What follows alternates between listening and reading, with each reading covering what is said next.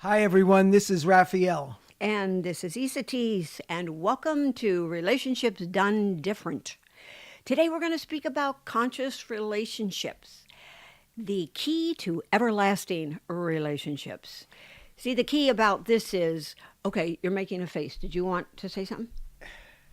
I was going to say something until you stopped me. Well, go ahead. It's your turn. You want to talk?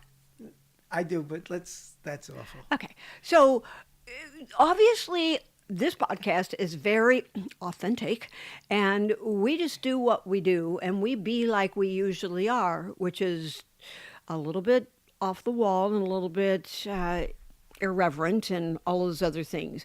And that's what a conscious relationship is really about. It's about being authentic. It's about being yourself. It's about really being aware of who you are, what it is that you really want to say and do. And when you can be that comfortable inside your own skin, then the person that you are with is either going to freak out, just kidding, or else they will be able to have the comfort of being able to be themselves. The thing about true, powerful, connected relationships is that when each person is truly themselves, then what occurs is they're going to be matched up together in a way that allows them to connect, to create union, and to grow and develop themselves and each other as a unified connection point, if you will. I know it's a little out there for some of you, but it's kind of like we really become as one, and yet we still sustain our own individuality. So what does all that mean? You magnify those great points about each other, but be aware, because you're going to magnify all the pieces that you don't necessarily think are so good. And you know what else? You don't see it in yourself, you see it in them.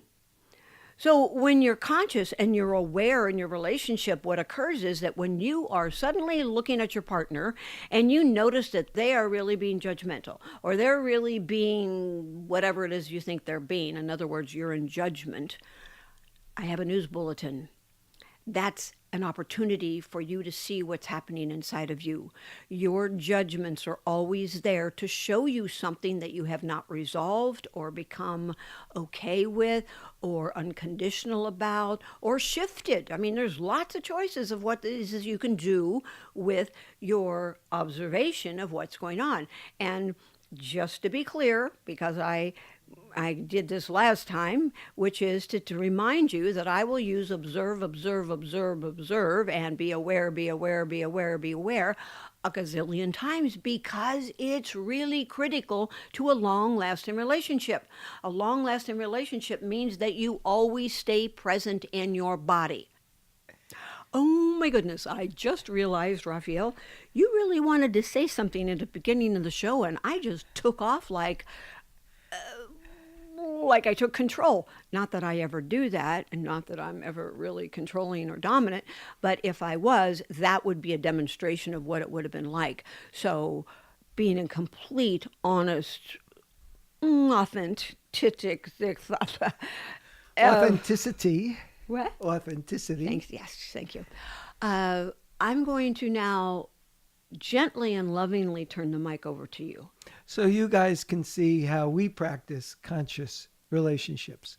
But what I did want to say was this was going to be a really awesome show, and I wanted to recommend that you listen to what we have to say here about conscious relationships, because it is very powerful, and through the lens of the title of our show, which is Relationships Done Different.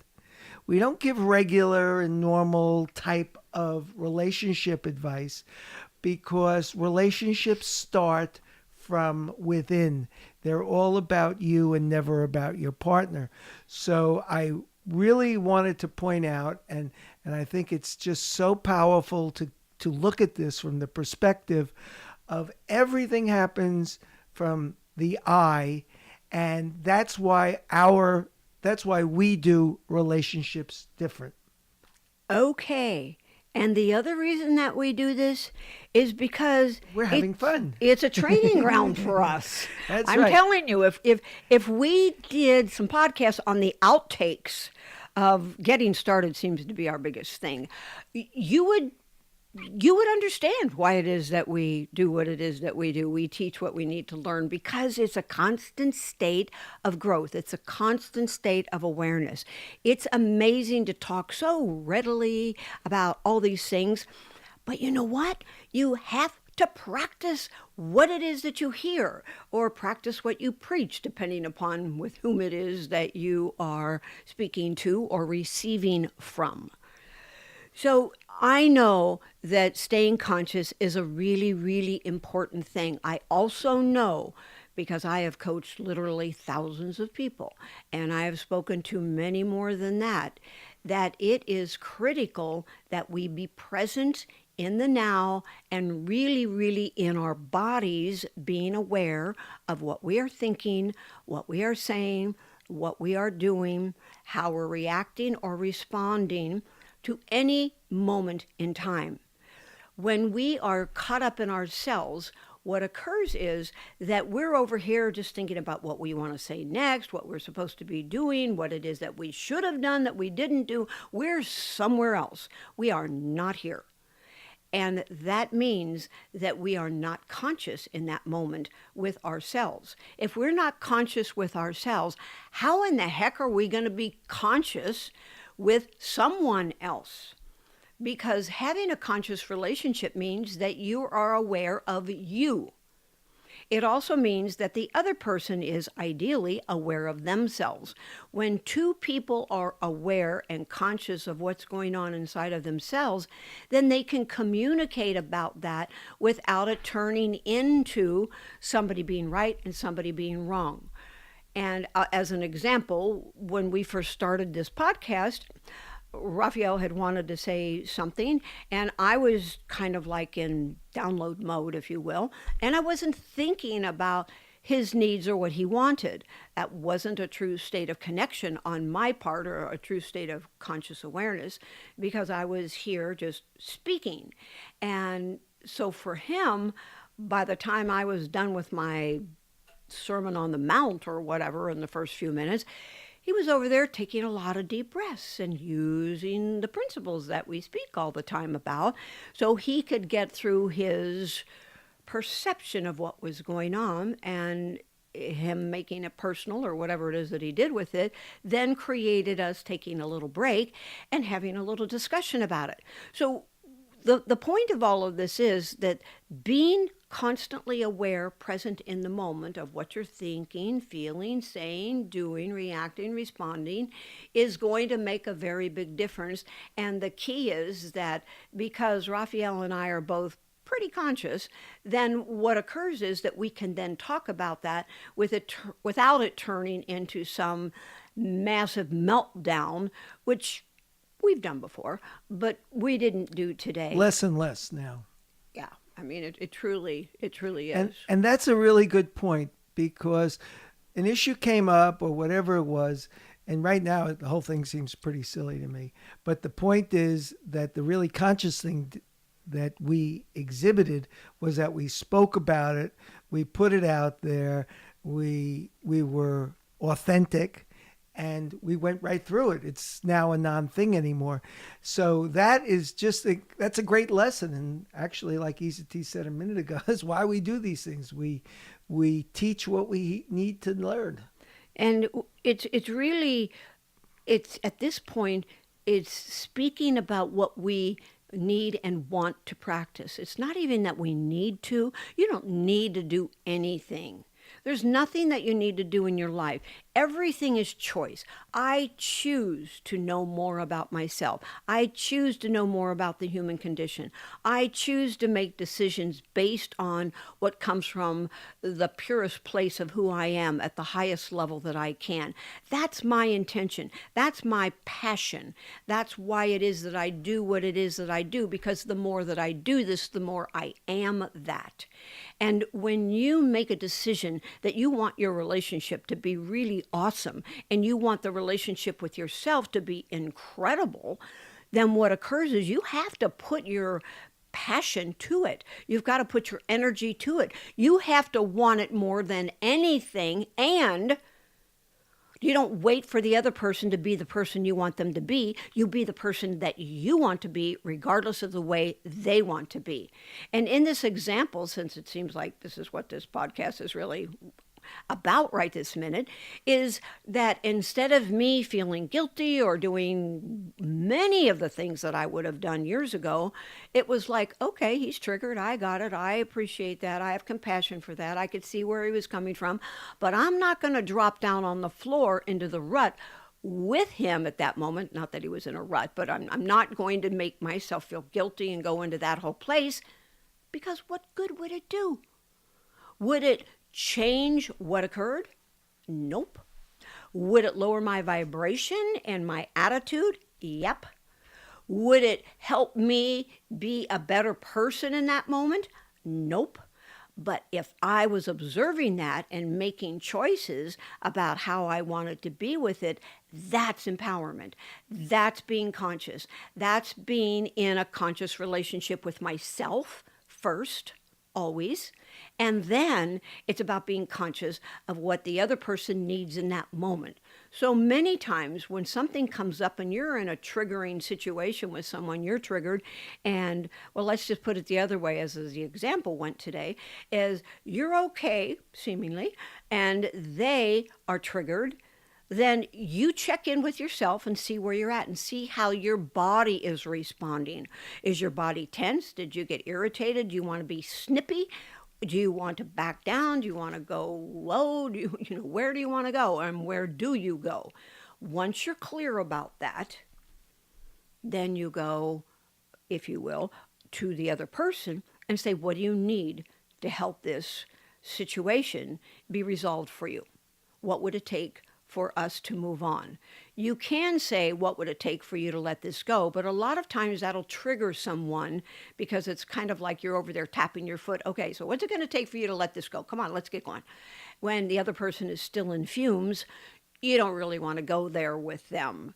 So the most important thing is that you open your heart, you do compassion, which we talk about a lot, and you say, I get that that was a trigger for you. What can we do so we can let this go and move on and make this the most awesome podcast of our life so far? That's being conscious. That's conscious communication at the same time. Sounds good to me. So I have a question about something you said a minute ago, and I think it's really, really important to clarify. When you were talking about someone wanting to have an awesome connected relationship, you mentioned that is the desire, and therefore one goes back in and adapts his own behavior and his own thoughts based on the things that we're talking about. Or, and here's the question, is it best to say, I want to have a great relationship with myself, I want to be all the things that we speak about here, and then I know the relationship will be awesome? Is the genesis wanting to create a great external relationship and therefore make changes internally, or think one has to make changes, or just go in and make those changes? Okay, I'm pretty clear about what it is that you're asking, and I just want to bring up, because I got a red flag internally when you said adapt yourself. That is not really what I recommend anyone do. You don't adapt yourself to a situation.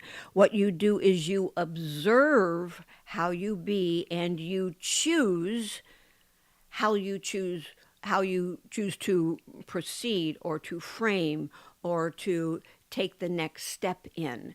When you use the word adapt, it sounds like you're twerking yourself to make somebody else happy.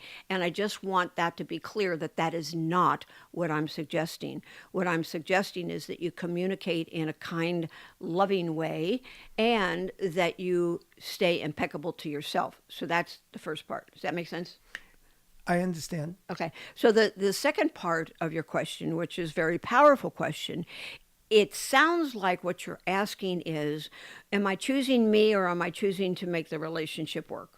It's kind of like, am I choosing to make my relationship work with me or my relationship with them? Where do you put your focus first? Is that what you're asking? Yes. Okay, perfect. It is always about yourself. Here's the thing. No relationship over there is ever going to work if the relationship over here, meaning within yourself, is not clear, clean, and pristine. Remember that energy never leaves its source. What that means is that what I put out is going to come back. It's a boomerang world we live in. And therefore, if I am worried about and living out, and I need to stop myself and clarify here. I'm not saying you become insulated or numb to or blind to what's going on with the other person, but I am saying that the more that you are in your center, the more you live in the peaceful eye of the hurricane, the more that you are feeling good about yourself and you're comfortable in your own skin, the more empowered you will feel, the higher your attitude will be, the higher your vibration will be, if you will.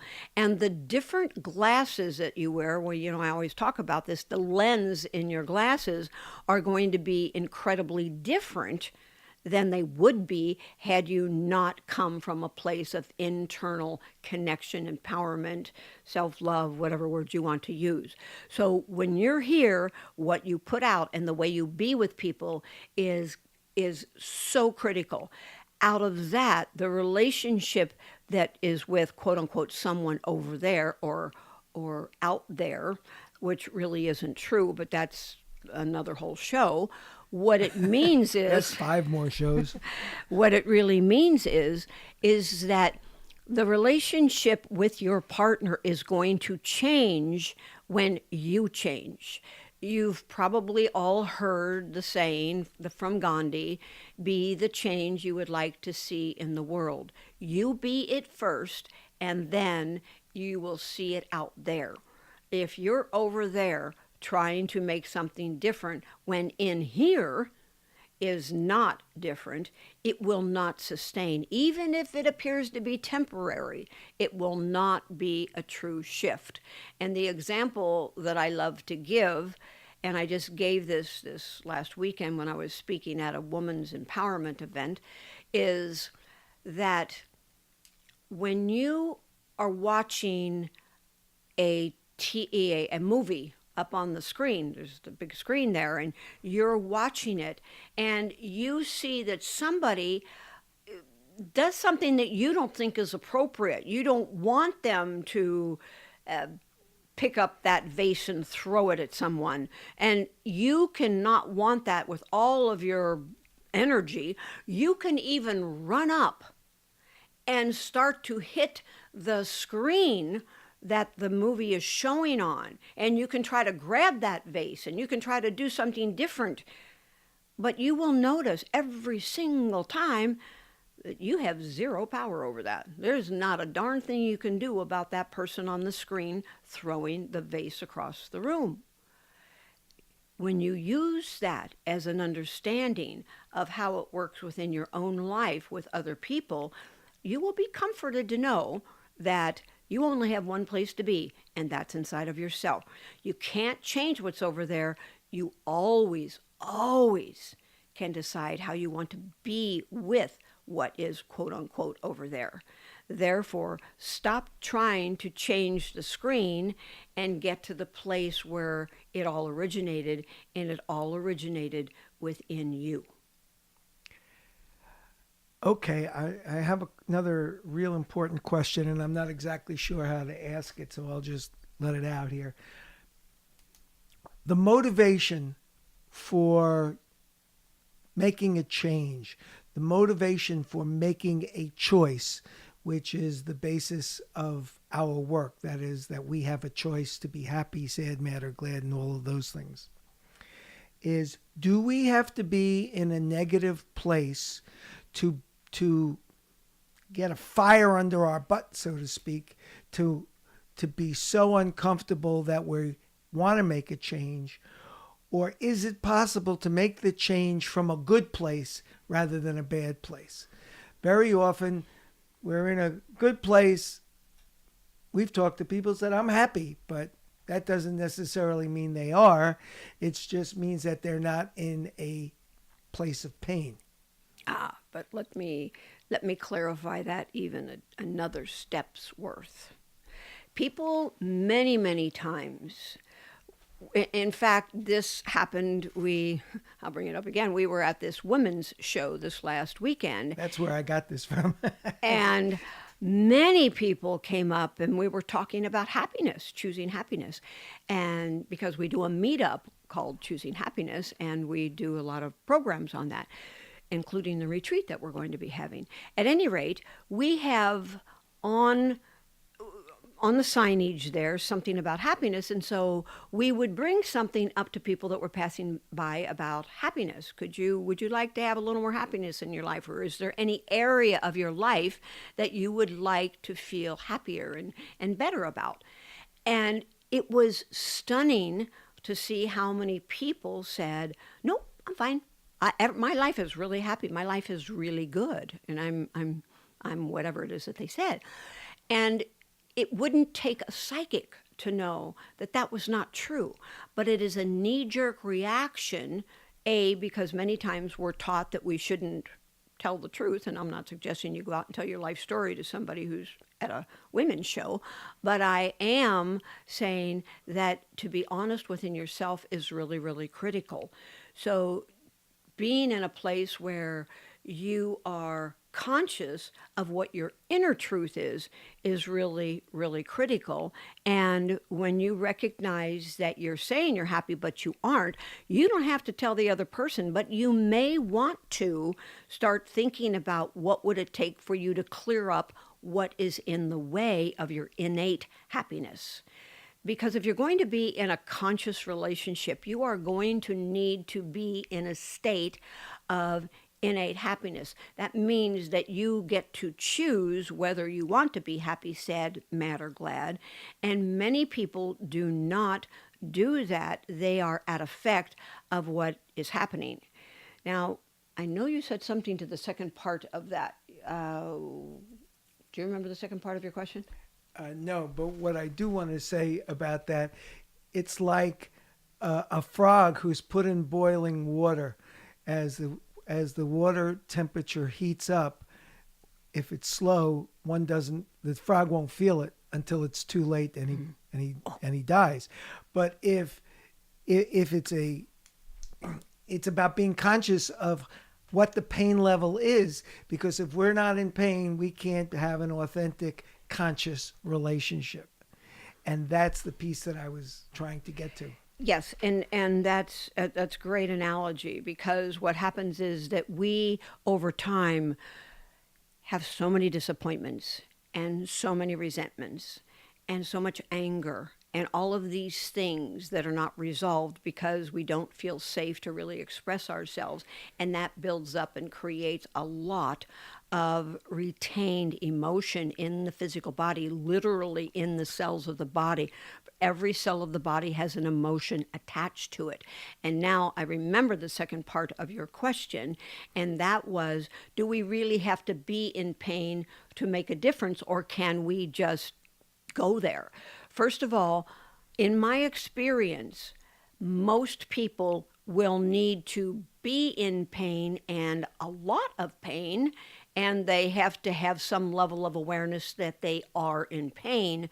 And that, kind of like a cattle prod, will move them to find someone to support them. They'll read a book, they'll meet a person, they'll go to a counselor or a coach or a retreat or something that will help them make some changes. Now, the second part of this is that necessary? Absolutely not, and absolutely not. And most of the time, if you recognize that there's some part of your life that is not as happy and connected as you would like it to be, that means that the relationship with yourself is compromised in some way, shape, or form. So you start to make changes. As I was saying a minute ago, you find a way, whether it's through meditation or through whatever it is that you do, that you really find answers. And then what happens is, for me, I have to speak for myself here. It's like an addiction, because now that's the only thing that I think about. It's the only thing that I'm really, really committed to, is staying in a state of joy, staying in a state of conscious awareness, staying completely clear about who I am, what's going on, what it is that I'm committed to, what it is that I'm saying, thinking, saying, feeling, doing, all of these different things. So for me, that's where I am, and I don't need to get into pain for that. In fact, I kind of use it as I'm staying ahead of that in case it might want to show up somewhere. And I realize that if I am in complete and total focus on that, then I never need to experience pain. And I don't. Now, does that mean I won't have some physical pain or something like that? No, I'm not talking about that. I'm talking about emotional, mental, spiritual suffering, pain. I've been in that a lot in my life, a lot. So if something happens, let's say an emotional trigger or something, are you saying that you have a way of, I don't know if the right word is dealing with it, or you just won't, you'll just be in a place where it just doesn't bother you? Most of the time, I'm in a place where it doesn't bother me.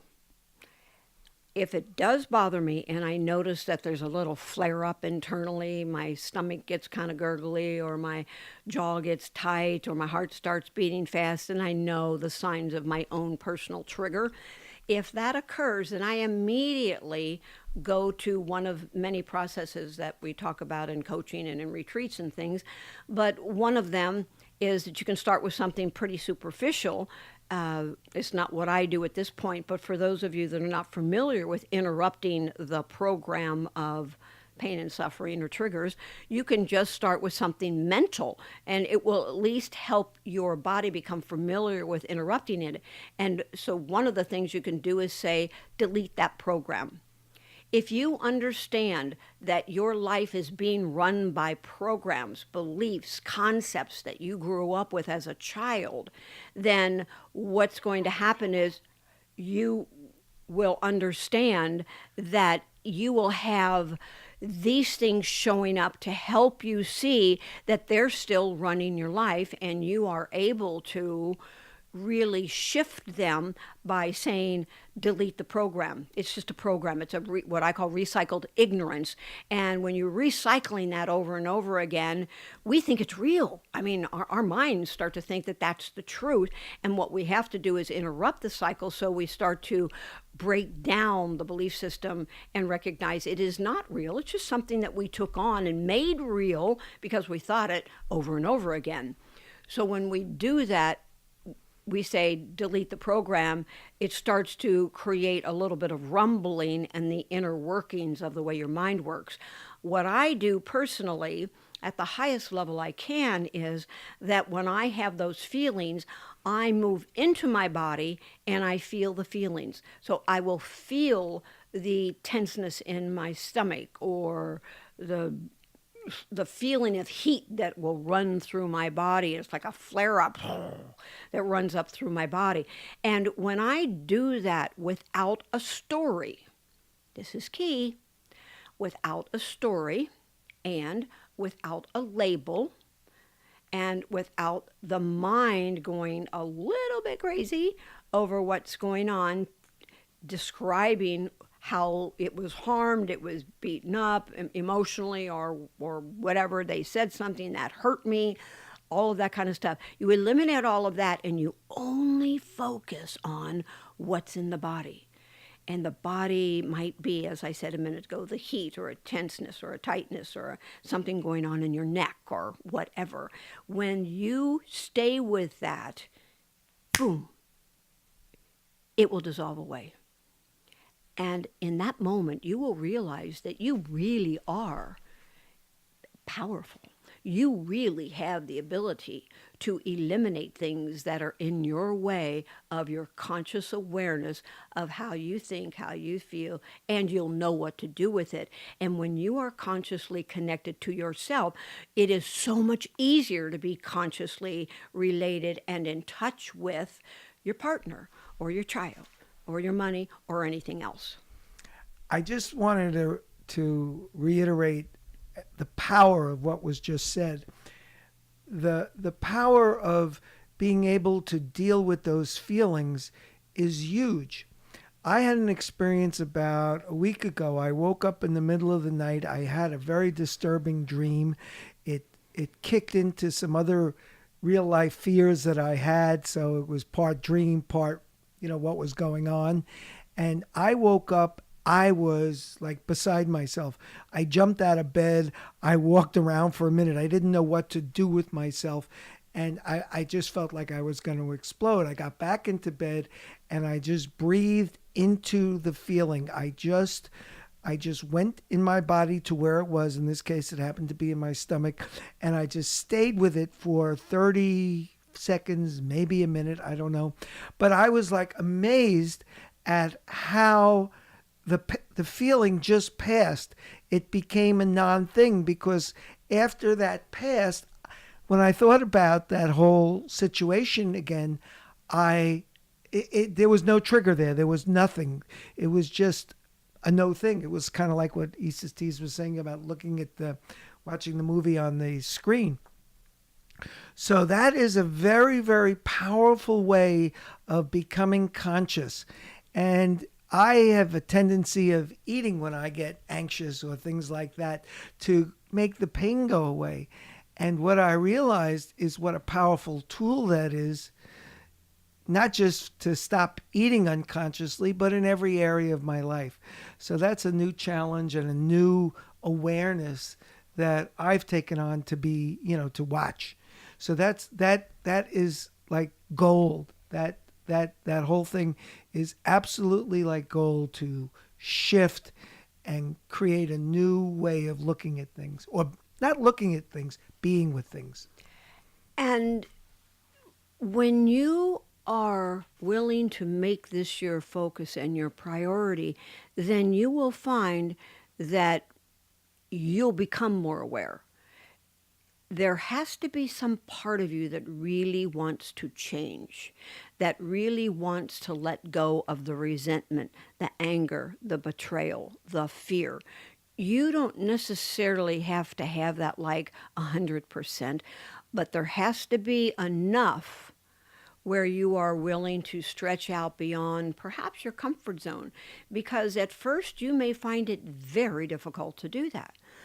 And when you recognize that and you come back to yourself with compassion and kindness, and then you pick it up and you do it again and you catch it the next time, and you can do things that will help you remember, because it isn't necessarily easy to remember things that are going to interrupt your old pattern that's been there for a whole bunch of years.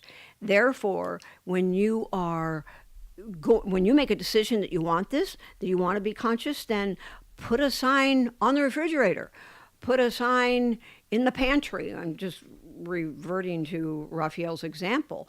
Or make agreements with yourself that you are committed to not eating after dinner, or not after a certain time, or don't buy foods that are not going to be supportive to you, or measure how much stuff's on your plate, or whatever it is for you. It's not just about doing it mentally, but it is about taking action. We have to take action if we want to be conscious. We have to do things that will help us be conscious. So you want to pay attention to feeling your feet in your shoes. Wiggle your toes right now, for example. When you brush your teeth, feel the bristles on your gums, and be aware of the water when it's hot or it's cold, not unconsciously, because we kind of do that, but very, very aware. And when you become conscious and aware of everything that's happening in your life with your sensory system, your mental and your emotional and all the other parts of you will become much more astute, and then you will find it easier to follow through. And please be patient with you. Be compassionate with yourself. We have the things that we have going on for some people 50, 60, 70 or more years. And when that occurs, recognize that may not drop off overnight. And I will tell you, it can. It absolutely will.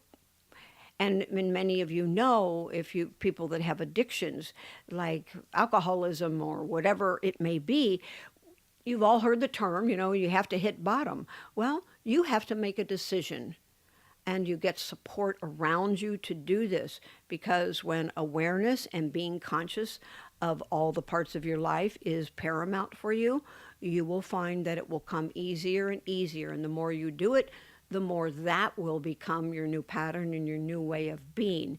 And then what happens is the relationship with your partner is going to expand and be more conscious, and you will be able to be the person that you truly are with that person. So how does this relate to long-lasting relationships? Whenever you are you, truly you, and you are conscious, then your relationship will be sustaining. Actually, one of two things occurs. It will be a sustaining, and that person will have an opportunity to make those changes too. And one of two things will happen there.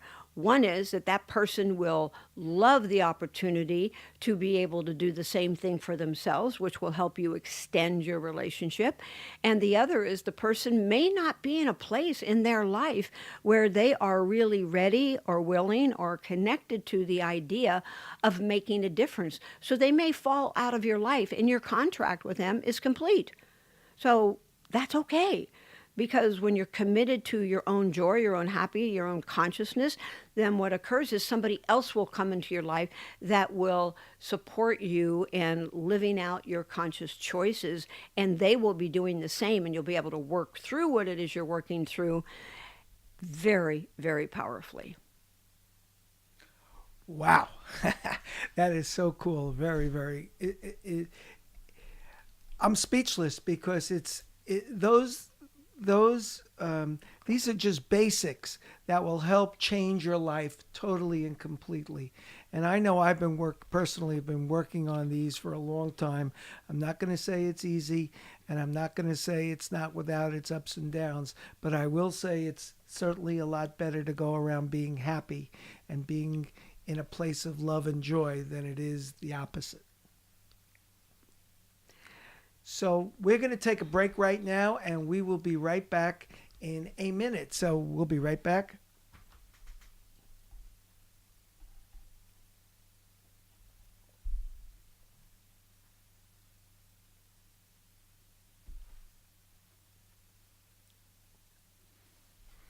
Okay, we're back, and we're now at the part of the show where we're going to talk or take questions for ECTs. And we received a question relating to our last show about the unconditionality of our dogs and how that affects us. And if you guys have not heard that, that was one of the most awesome shows. Wouldn't you say that we did? It was very fun to do. We were a little bit off the wall and had all kinds of things happen on a lot of different levels, but the information was cool, and it just endeared me to my little four-legged friends more powerfully than ever. And remember, it's not just about dogs, it's about any kind of pet that you have. The microcosm of the macrocosm. Okay, so the question that we received is, my wife has an Australian Shepherd Mini, and boy is she hyper. I posted a video on Instagram of how to see how she greets me after not seeing me for a few days. What can I learn from my relationship with my dog? Well, first of all, listen to that radio show again if you have already listened to it, and if not, listen to it. The second piece is that when you start to observe your pets, no matter whether it's a horse or whether it's a dog or a cat or a fish, it doesn't really matter. What is important is that you see them from a place of them innately doing what it is that they do. How they react or how they respond doesn't usually come from a lot of deep introspection. They don't sit there and meditate on how they're going to be next. They are just real, and they react where it is that they react from. Animals in general, most animals, are just happy by nature. They are so in the moment that they don't see, feel, or experience anything except what's right now.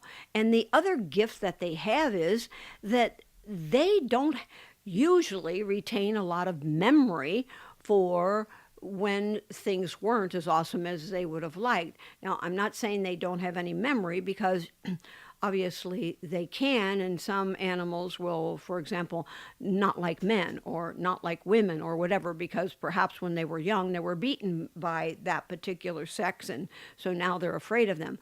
But I'm speaking in generalities right now. In general, animals are very, very loving. They're very, very kind, especially the domesticated animals. And they just want to show you how much you are loved. If you could see yourself like your pet sees you, you would never question the amazement of who you really are. Truly, you would not. They have the ability to see you through the eyes of love in every moment of every day. And when you commune with them from that state of love, they will do that beyond anything that you could ever imagine. So when you see how your dog is loving you at the park, what if you emulated that puppy? What if you started emulating the power of the unconditionality and the love that your pets show you? What if you made a decision that you were going to see everything as playful and everything as another opportunity to learn something new and to enjoy the moment? It's quite phenomenal when you really, really look at animals and the way they truly are in their heart of hearts. So be patient with yourself as you get this, and observe these little ones from a place that allows you to see how you could be, because they're modeling to you opportunities to become all that you're capable of being. Thanks for that, Isatis. And now we're going to talk about our question for the week. What if I stayed conscious of how I felt, spoke, and acted, and chose kindness first? What if I stayed conscious of what I felt, spoke, and acted, and chose kindness first? I love this question. And what I would do is, as you were saying that, Raphael, I was just standing here with my eyes closed, and the word that I interjected there automatically was the word still. So what if I stayed conscious of how I felt, spoke, and acted, and still chose kindness first? Because we may see something going on and we may not feel like responding or reacting from kindness, but we will observe it, and then we still said to ourselves, no, I'm choosing differently. I'm choosing kindness, or I'm choosing compassion, whatever the case may be. But when you say that to yourself repeatedly, then what will occur is that will then be something that will be pulled up from your memory banks, and that will come to your mind first when certain things occur. So I want to invite everybody, for those of you that are regular listeners and for those of you that are becoming regular listeners, we do a question every week. And if you write down these questions in a notebook or whatever, and then you read them every day, can you imagine how differently your mind would start to process things? Very, very differently. And you could also take the questions that we ask and utilize them twice or three times a day for the entire week until the next podcast. Because when you integrate these over and over again, they start to make a very big difference in the way that you do think, feel, react, respond, or whatever it is that you're doing. And that's how we are creating the new you. We're creating it by replacing the old programs and the old ways of thinking with the new way of thinking, the new way of being, the new way of experiencing life. That is very powerful. I've been doing these questions for the longest period of time. We did, I think it was podcast number 6, using these questions as what we used, or what we call our Google search. That is, we put the question out there, just like you put a question into Google, it goes out and searches wherever it searches, and then the question ultimately comes back to you. So they're really, really powerful. And for those of you who don't know or haven't experienced, every one of those questions is listed on our website. The podcast is at isatis.com/podcast. isatis.com/podcast. And each episode has episode notes, which includes the questions. So you can actually get a refresher on what we've spoken about, or if you didn't catch a point, you can listen to it again. That's the beauty of these podcasts. They're always available. So we really would suggest that you take advantage of it and tell your friends about this podcast. We've been getting some really, really awesome feedback about how powerful this has been for some people. And it's just what we love to do and what we love to share with people. I have two things. One is there an S at the end of podcast? isatis.com/podcast with no S? Yes. Okay, great. I just wanted to clarify that. And the second thing is, if there's a particular podcast that you really love, like this one or some other, how about taking it and posting it on your Facebook page? And or send it to a friend, or do something with it so other people can have the experience of a shift inside of themselves. Because when you have conscious relationships with your friends, for example, and they have conscious relationships with their friends and they with their friends, do you realize what kind of world we'd be living in? Do you realize that you absolutely have the ability to change the world? And what happens if many of us are doing this simultaneously? I think it's pretty awesome, the power that you have to be someone and to express something that is phenomenally, impressively, and incredibly loving, kind, and elevating to everyone. And one last thing, you can always download the podcast to your device if you wanted to listen to it offline. So we thank you for being with us. We really enjoyed this. This was a very interesting show, certainly for me. Started off with a tiny little bit of trigger, and now I am feeling so awesome and so connected and so much in love with this wonderful, wonderful wife of mine. And I really acknowledge you for just, boom, passing through that so quickly. It was really awesome, really good. Really good example. And it's interesting that we actually had this title for a meetup group that we did here in Vancouver, Washington, right near Portland. And I don't think this had anything to do with like what I spoke about there. This is so it different. really is funny because what we talked about today was so totally different than what I had anticipated when I wrote this outline.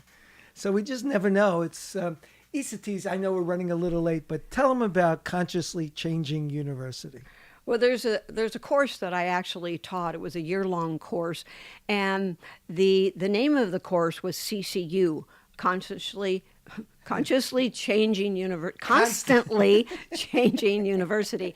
And that's because the only thing that you can absolutely count on in this world, hands down, I know some of you will say taxes, but that's not really true. The only thing that you can count on is change. And every moment of every day, we get an opportunity to change and be whom it is that we truly want to be and love to be. And that's why I love CCU. We always just allow it to be.